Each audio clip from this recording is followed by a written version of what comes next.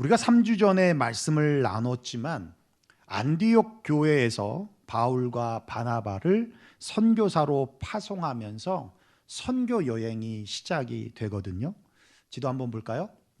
1차 전도 여행 코스를 보면 안디옥에서 출발해서 첫 번째 간 곳이 섬입니다.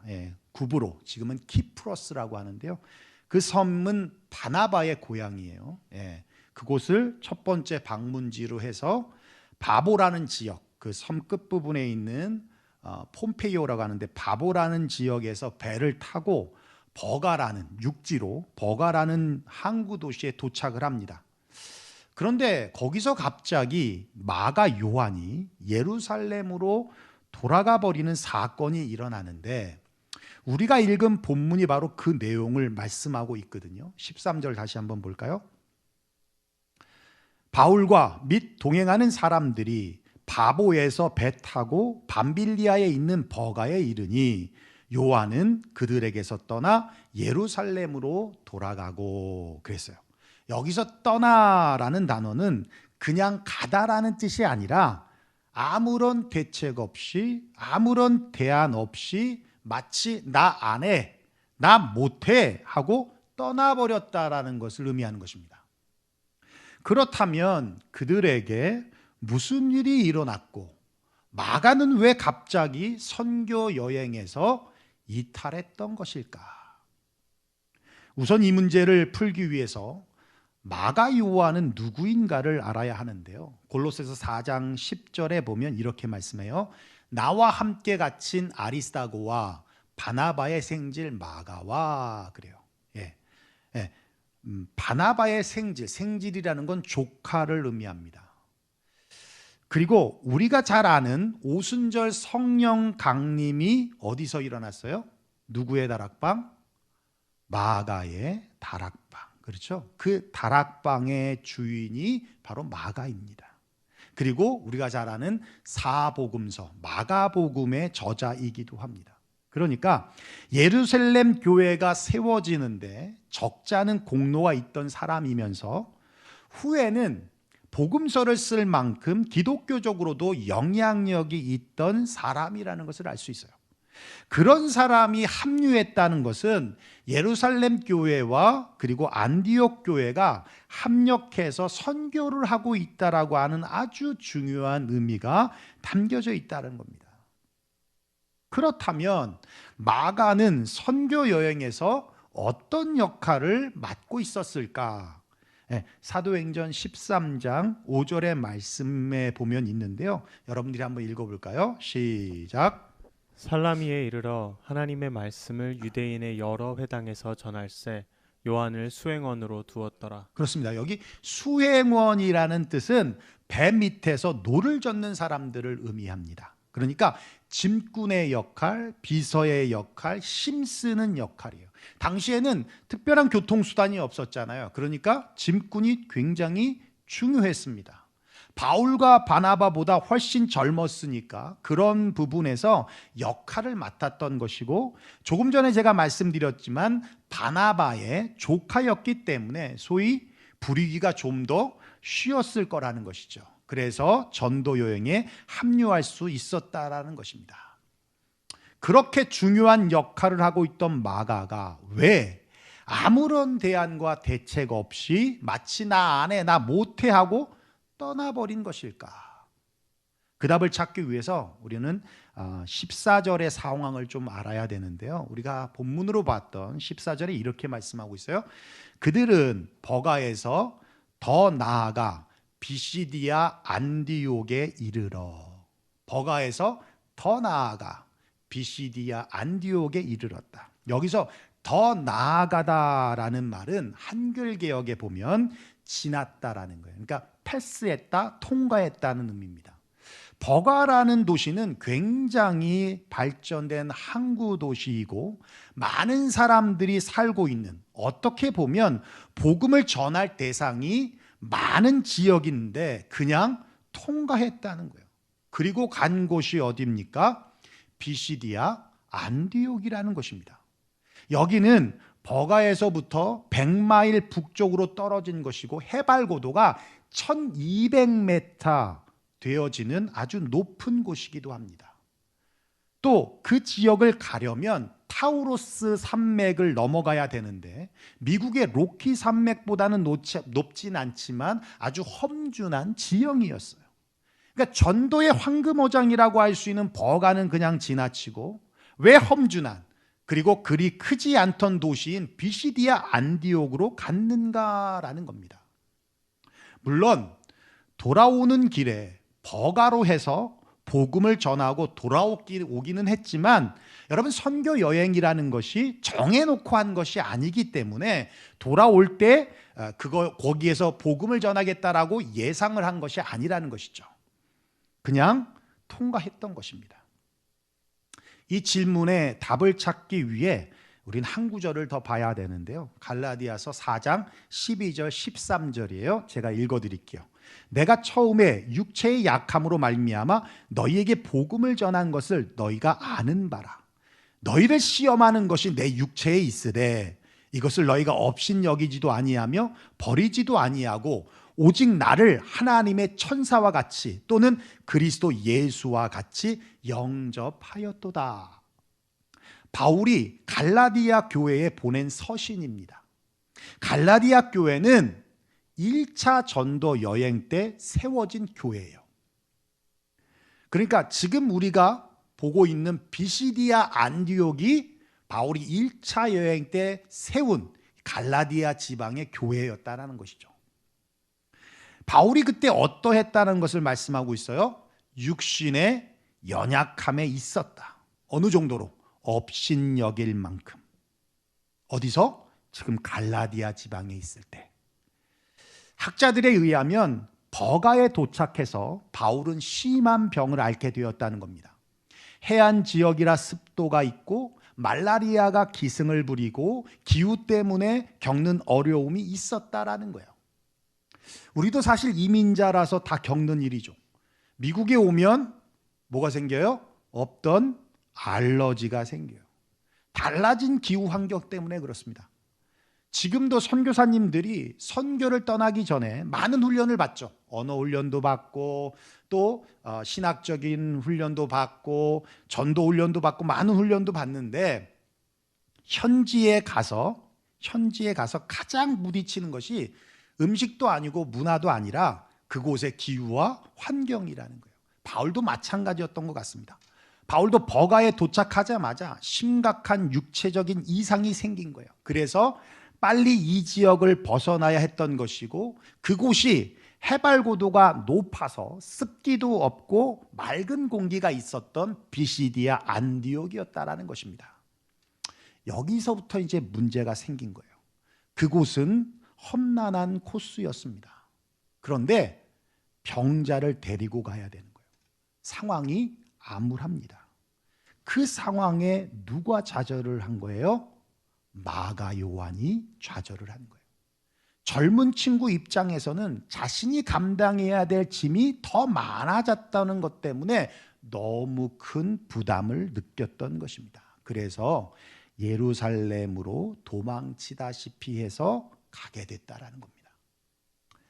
그런 마가에 대해서 바울은 매우 섭섭해했습니다. 한 사람이 더 아쉬운 판에 있던 사람마저 가버렸으니까 여러분 얼마나 속상하고 마음이 상했겠습니까? 더군다나 그 아픈 사람이 누구예요? 바울이에요. 여러분 우리가 여행을 가든 선교 트립을 가든 아프면 아픈 사람이 얼마나 미안합니까? 그 팀에게 짐이 되는 것 같아서. 그렇죠? 그러니까 바울 입장에서는 그런 마음 때문에 너무 속상하고 마음 아픈데 마가가 떠났다? 상처가 되죠. 그리고 배신감마저 든다는 겁니다. 그래서 2차 선교 여행 때 바나바가 마가를 데리고 가자라고 했을 때 바울은 두 손을 들고 반대를 했습니다. 여러분, 바나바가 바울을 세워준 은인입니다. 바울이 다메섹 도상에서 하나님을 만나서 변했어요. 그걸 누가 합니까? 그걸 누가 안 해요? 그리스도인을 핍박하고 그리스도인을 잡아서 옥에 갇히게 하고 또 죽이던 사람이 하루아침에 변했다고? 그걸 누가 합니까? 그러니까 사람들은 다 의심했어요. 소위 우리 내부로 들어와서 은혜 받았다라고 위장한 다음에 우리를 다 잡아가려고 하는 속셈이다라고 그런 의심의 눈초리를 계속 보내고 있었던 상황이에요. 그 상황에서 바울의 변화를 인정해 준 사람이 바로 바나바입니다. 그리고 그 바나바가 바울을 안디옥 교회로 데리고 들어오고 또 예루살렘까지 보냈던 사람이 바로 바나바란 거예요. 그런 은인인 바나바의 제안을 거절했다? 굉장히 상처가 됐다는 얘기예요. 거기서 끝이지 않고 서로의 뜻을 굽히지 않아서 다투어서 헤어질 만큼 마가가 싫었다는 겁니다. 그러니까 1차 전도 여행 때 전도팀을 버리고 돌아간 마가에 대한 상처가 굉장히 컸다라는 것을 우리는 알 수 있어요. 물론 나중에 디모데 후서를 보면 디모데에게 마가를 데리고 오라라고 하면서 그는 나의 유익이라고 말하는 것을 보면 후에는 분명히 마음이 풀렸다는 것을 알 수 있어요. 그런데 어쨌든 1차 선교 여행 때는 마가의 변심이 바울에게는 아주 큰 상처가 되었다라는 것입니다. 이렇게 바울의 육체적인 연약함으로 전도팀은 황금어장이라고 하는 버가를 통과해서 험준한 지역인 비시디아 안디옥으로 가게 되었고 그 과정에서 마가는 중도에 포기하고 예루살렘으로 돌아가게 됐다는 거예요. 자, 그럼 여기서 우리가 한 가지 생각할 것이 있습니다. 우리가 3주 전에 함께 말씀을 나눴는데요. 사도행전 13장 2절로부터 4절 말씀이에요. 여러분들이 한번 읽어볼까요? 시작.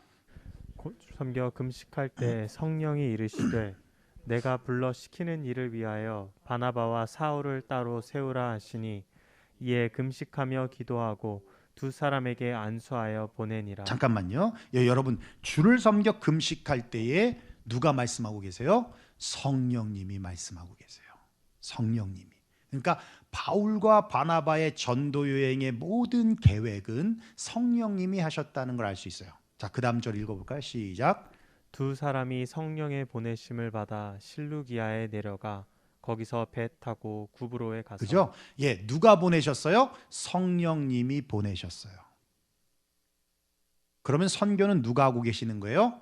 성령님이 하고 계시는 거예요. 성령님이 보내시고 성령님이 인도하고 있는 거예요. 그러면 좀 덜 힘들게 이끄셔야 되는 것 아닙니까? 더군다나 그 당시는 선교 초기입니다. 마치 어린아이가 걸음마를 막 시작하는 단계라고 해도 과언이 아니에요. 아이들이 어머니의 모유를 끊고 조금 아이가 컸다고 해서 어른들이 먹는 음식을 그냥 주지 않잖아요. 예, 그 과정을 갖기 위해서 그걸 하기 위해서 과정이 있잖아요. 이유식을 먹이면서 과정을 갖잖아요. 그런 것처럼 지금 마치 어린 아이와 같은 선교 초기 단계인데 선교에 좀 적응이 된 후에 고난을 주셔도 되는데 너무 힘든 고난을 너무 빨리 준 것은 아니냐라는 거예요. 예, 맞습니다. 그런데 분명한 것은 고난도 선교의 한 부분이라는 거예요. 그리고 내가 느끼기에는 감당할 수 없는 힘들고 어렵고 괴로운 고난인 것 같지만 그렇지 않습니다. 고린도전서 10장 13절 우리 말씀 한번 볼까요? 같이 보겠습니다. 시작.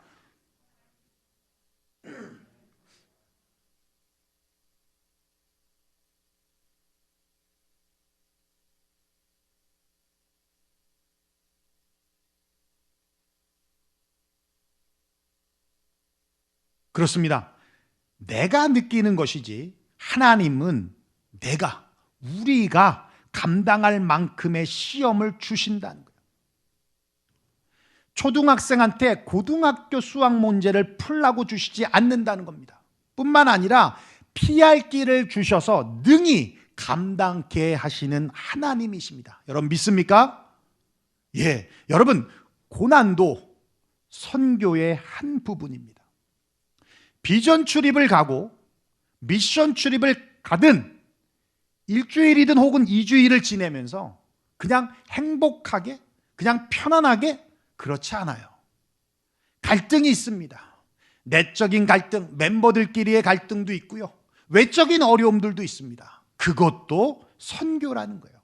그럴 때마다 내가 이럴 줄 알았다면 안 왔을 거야. 내가 이럴 줄 알았다면 선교 안 했을 거야 라고 한다면 아주 유치한 수준의 생각이라는 겁니다. 고난이 온 것이 문제가 아닙니다. 당연히 어려운 일도 있을 것이라는 것을 인지하지 못한 것이 어린애 수준이라는 것이고, 그게 바로 마가적 발상이라는 겁니다. 그런 마가적 발상을 제거해야 한다는 거예요. 오병 이후의 기적이 끝난 후에 제자들을 배 태워서 반대편 벳세다로 예수님이 보내십니다. 마가복음 6장 45절에 이렇게 말씀하고 있어요. 예수께서 즉시 제자들을 재촉하사 자기가 무리를 보내는 동안에 배 타고 앞서 건너편 벳세다로 가게 하시고, 재촉하시면서까지 배 태워 건너편에 가라고 하셔요. 그런 제자들이 풍랑을 만났습니다. 그래서 죽기 일보 직전에 처해 있습니다. 여러분, 누가 보내셨어요? 예수님이 보내셨어요. 어떻게요? 재촉하시면서 빨리 가, 빨리 가, 이렇게 재촉하시면서. 그런데 그렇다면 당연히 풍랑이라는 건 없어야 하잖아요. 그런데 풍랑이 왔어요. 왜요? 다 이유가 있는 거예요. 그냥 풍랑을 보내신 것이 아니라는 겁니다. 그런데 거기서 재촉해서 보내놓고 왜 우리에게 풍랑을 주십니까? 라고 하면서 원망하고 불평한다면 그게 마가적 발상이라는 겁니다. 그런 마가적 발상을 우리는 제거해야 된다는 거예요. 선교를 하다 보면, 전도를 하다 보면, 또 주례를 하다 보면 힘든 일이 옵니다. 고난이 옵니다. 꽃길만 걸을 거라고 생각하면 큰 오산입니다. 뜻하지 않는 고난도, 예상치 못한 고난도 올 것을 우리는 알고 있어야 합니다. 각오하고 있어야 한다는 거예요. 우리 인생도 마찬가지입니다. 예수 믿는다고 꽃길만 걷는 것 아닙니다. 뜻하지 않고 예상치 못한 고난이 불쑥불쑥 찾아올 때가 있어요. 그럴 때마다 주님, 왜 예수를 잘 믿었는데, 헌금도 잘 드리고 예배도 잘 드렸는데 왜 내게 이런 고난을 주십니까? 라고 한다면 그게 마가적 발상이라는 거예요. 정말 유치한 수준의 신앙 단계라는 겁니다.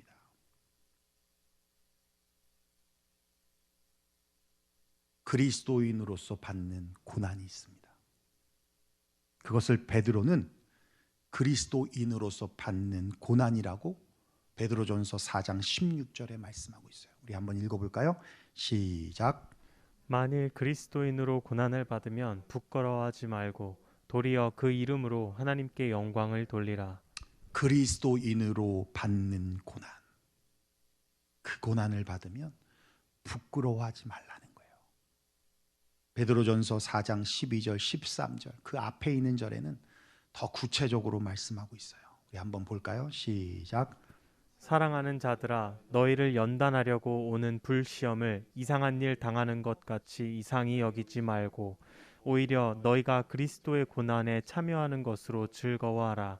이는 그의 영광을 나타내실 때에 너희로 즐거워하고 기뻐하게 하려 함이라.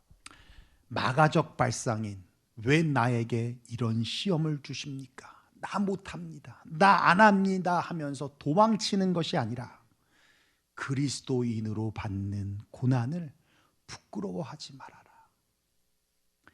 이상히 여기지 말아라. 오히려 기뻐하고 즐거워하라라고 말씀하고 있다는 거예요. 한국에 사는 외국인들에게 물었습니다. 비로소 한국인이 되었다라고 느낄 때가 언제입니까? 그랬더니 재미있는 대답이 나왔어요. 의사소통에 어려움이 없을 때 아닙니다. 뜨거운 김치찌개를 마시며 야, 시원하다라고 말할 때 내가 비로소 한국인이 됐다 아닙니다. 냄새나는 청국장을 마음껏 먹을 수 있을 때 내가 비로소 한국인이 됐다 아닙니다. 답은 공연이 일본이 미워질 때, 한국과 일본과의 경기가 있는 날 자신도 모르게 일본이 미워지고 한국이 이겼으면 좋겠다라고 생각할 때, 그때 내가 한국인이 되었구나라고 느낀다는 거예요. 일본이 미워졌다는 것은 그만큼 한국인으로서의 정체성을 강하게 느끼고 한국인으로서의 동질성과 소속감을 가지게 되었다는 걸 말합니다. 어저께 아침을 사모한테 아침 뭐 먹고 싶어 그랬더니 1부 때는 얘기 안 한 얘기예요. 사모님한테 이러지 마시고. 그랬더니 사모가 그래요. 빵하고 커피 마시고 싶다. 그래서 내가 어이구 아메리칸인 다 됐네. 내가 그랬더니 아니 자기는 스페니시라고. 스페니시 중에 멕시칸이라고. 자기는 타코를 좋아하니까 멕시칸이라고. 그래서 내가 속으로 동남아라고.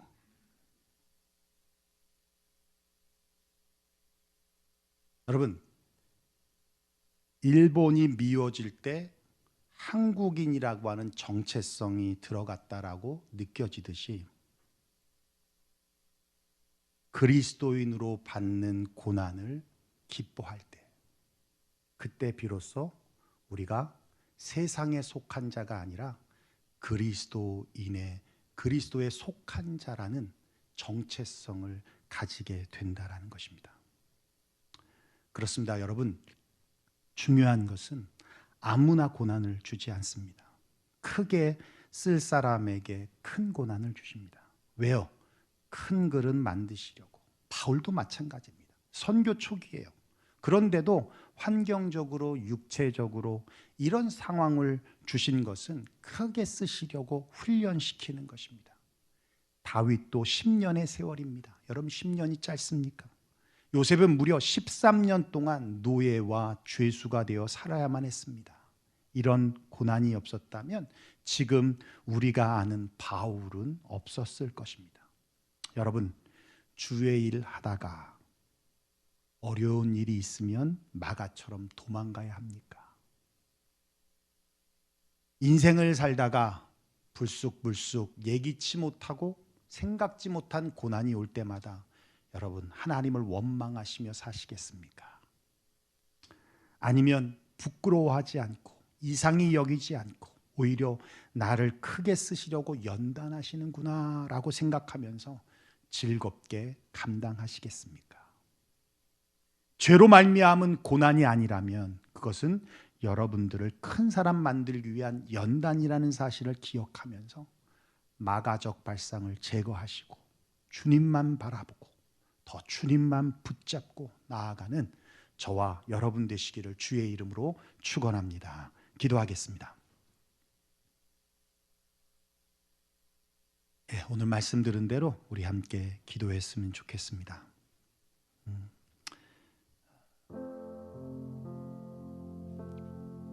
고난의 크기와 고난의 깊이와 고난의 정도는 개인마다 다 다른 거예요. 뭐 저런 거 갖고 힘든 일인가? 라고 생각한다면 큰 오산입니다. 고난에 대한 부분은 상대적인 것이 아닌 절대적인 것이에요. 개인의 느끼는 감정에 의한 것입니다. 우리 삶에 불쑥불쑥 찾아오는 어떠한 고난과 예기치 못한 어떤 어려운 일이라도 여러분 오늘 우리에게 말씀해 주신 말씀대로 감당할 수 없는 시험은 결코 주님 주지 않습니다. 그리고 또 피할 길도 주님이 주십니다. 능력을 주신다는 것이죠. 그러니 그리스도인으로 받는 고난이 우리에게 있다면 부끄러워하지 마십시오. 이상히 여기지도 마십시오. 오히려 즐거워하고 기뻐하십시오. 내가 그렇게 그런 고난에 반응하고 있다면 그렇다면 여러분은 그리스도인이 된 것입니다. 그러나 여전히 마가적인 발상 속에서 왜 나에게 이런 일을 주십니까? 왜 나에게 이런 시련을 주십니까? 왜? 라고 그렇게 원망하고 불평한다면 여전히 어린아이와 같은 수준에 머물러 있는 것입니다. 우리 그런 기도했으면 좋겠습니다. 하나님, 내가 그리스도인으로서 이 땅에 살아가는데 내 삶에 어떤 고난이 와도 하나님 그 자리에서 더 주님 붙잡고 더 주님 의지하고 더 주님 앞에 나아감으로 하나님이 이후에 주실 축복과 그 연단이 끝난 후 우리에게 주시는 그 소망을 더 깊이 바라보며 나아가는 저희가 될 수 있도록 하나님 인도하여 달라고, 이런 기도의 간구가 이 시간 있기를 원합니다. 우리 함께 말씀 들은 대로 하나님 앞에 기도하며 나아갑니다. 기도하겠습니다. 고마우신 우리 아버지 하나님, 감사와 영광을 하나님 앞에 올려드립니다.